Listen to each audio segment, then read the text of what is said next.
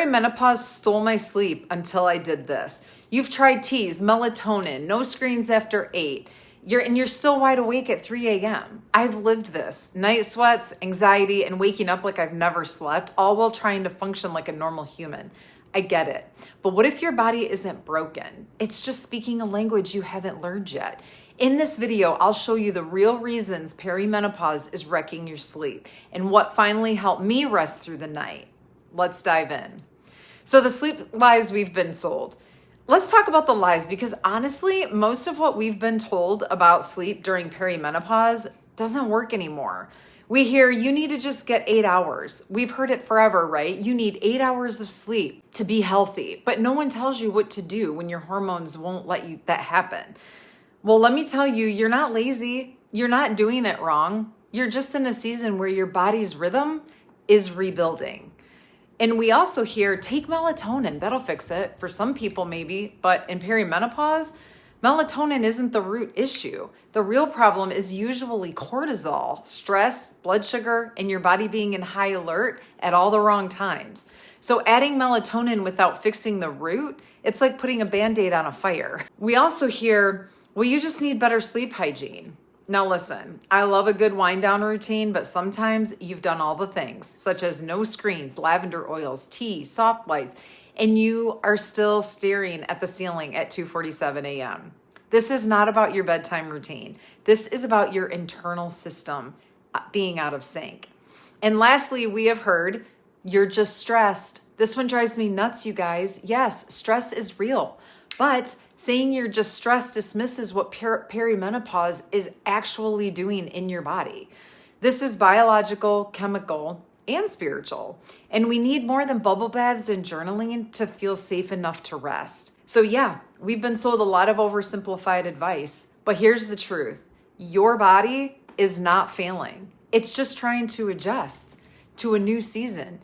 And once you understand that you have this, you can stop fighting yourself and start healing. What's one thing you've tried to fix your sleep, and did it actually work? I would love if you commented in the comment section down below to let me know. So let's talk about what's actually happening in your body. Okay, what's really going on in your body when sleep just stops working during perimenopause? Because if you're blaming yourself, like, why can't I just relax and go to sleep like a normal person? I want you to hear this. Estrogen, it isn't dropping. It's whiplashing. Most people think your hormones just gradually go down like a gentle slide. Nope, in perimenopause, estrogen spikes and crashes like a roller coaster. One day you might feel totally fine, and the next you're crying at a coffee commercial or ready to fight someone over laundry. It's not you, it's a chemical chaos. Cortisol, your stress hormone, that starts misfiring. Here's the kicker. When estrogen dips, cortisol rises. That's your body's stress hormone, and it loves to show up at 3 a.m. So even if you're tired, your body is basically saying, hey, wake up, we're in danger.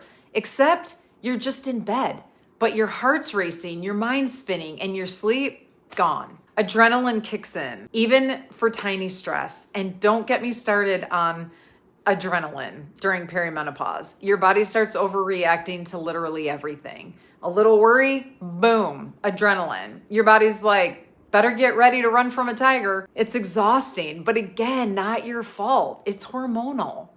Melatonin drops too. Now, here's something most people don't know. Your sleep hormone melatonin is also affected by estrogen. As estrogen and progesterone go down, so does melatonin. And that's why your brain doesn't get the right shutdown signal at night, even if you're dead tired. Blood sugar swings don't help either. And if that's not enough, hormonal shifts also mess with your blood sugar. Eating too late, stress, or that reward chocolate before bed can cause your blood sugar to drop suddenly during the night. That crash can jolt you awake, and boom, you're staring at the ceiling again. So please hear me. You are not weak and you are not broken. Your body is navigating a wild hormonal season, and it's doing its best. But now that you know what's actually happening, you can stop feeling shame and start taking back your peace. And yes, God is with you even at 3 a.m. The spiritual side that no one talks about, let's go deeper for a minute. Because what no one tells you is that sleep struggles and perimenopause aren't just physical, they're spiritual. Sleeplessness can be a sacred invitation. Sometimes I'd be wide awake at 2 a.m., frustrated, exhausted, and I felt God whisper, "You're not being punished. I'm inviting you." Perimenopause can feel like a wilderness, but it's also a refining fire, and often the quiet hours are when He speaks more clearly. This season breaks the illusion of control. I used to think I was in control of my body, my energy, and my plan. But night after night of broken sleep, it humbled me. It reminded me that I'm not in charge. He is. And that's not weakness, that's surrender. And it's where true rest begins. God's strength meets us in weakness. When your body feels like it's falling apart and your emotions feel like a mess, that's exactly when God's grace shows up. My grace is sufficient for you, for my power is made perfect in weakness. That's 2 Corinthians 12:9. This verse hits a little differently at 3 a.m., as you can imagine. Rest isn't just sleep, it's trust. We talked about rest like something we can achieve, but biblically, rest is trusting God when nothing makes sense. It's letting go of pressure to fix yourself and instead falling into His arms again and again. Don't waste the night watch. If you're lying there wide awake, maybe it's not Satan. Maybe it's God. Maybe He's drawing you closer into an invitation in the dark.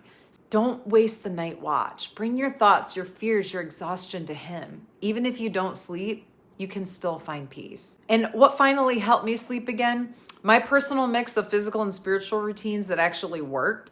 Well, when I started the carnivore diet, that's when I began sleeping better, and also learning to lean into Jesus and understanding that I may not always get the sleep I desire, and stepping into what He may have for me during those times, such as prayer. Maybe my nieces or nephew really need prayer during that exact time, or another family member, my husband or a friend. So instead of being frustrated, I lean in and I trust God for my sleep. He knows, He's there. What I'd do differently if I could go back, I'm not sure there's anything I would do differently. Perimenopause is about learning my new body. I'm not supposed to know. I've never done this before.